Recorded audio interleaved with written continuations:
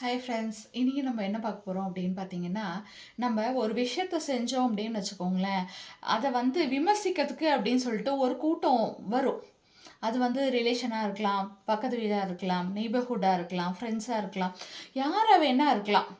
அதை விமர்சிக்கிறதுக்கு அப்படின்னு சொல்லிட்டு ஒரு கூட்டம் வரும். அவங்க வந்து நம்ம வந்து என்ன செஞ்சாலும் விமர்சிப்பாங்க. நம்ம நல்லதா பேசினாலும் விமர்சிப்பாங்க. நம்ம வந்து கெட்டதா பேசினாலும் விமர்சிப்பாங்க.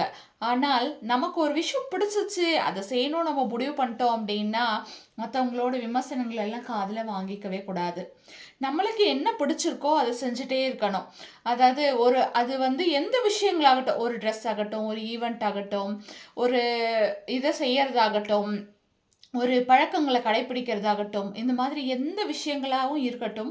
ஆனால் வந்து சமுதாயம் அவங்க சொல்லிட்டாங்க, அதனால நிறுத்திட்டேன் அப்படிங்கிற மாதிரி எல்லாம் எந்த விஷயமுமே இருக்கக்கூடாது அப்படின்னு நான் நினைக்கிறேன். உங்களுக்கு பிடிச்சிருந்தது அப்படின்னா, நீங்கள் நல்லா இருந்தாலும் அவங்க சொல்லுவாங்க.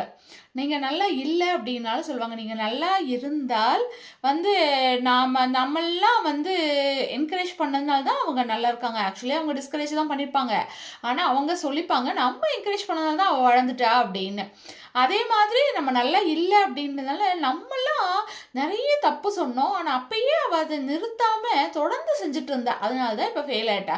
ஃபெயிலியர் வந்துருச்சு அந்த விஷயத்தில் அப்படின்னு சொல்லுவாங்க. ஸோ நம்ம யாரை பற்றி கேர் பண்ணாமல் நம்ம மனசாட்சிக்கு எது நல்லதுன்னு தோணுதோ, ஓகேன்னு தோணுதோ, இது வந்து சக்ஸஸோ, ஃபெயிலியரோ நாங்கள் ஃபேஸ் பண்ணிக்கிறோம் அப்படின்னு சொல்லிட்டு தைரியமாக அதில் இறங்கணும் அப்படின்னு நான் நினைக்கிறேன்.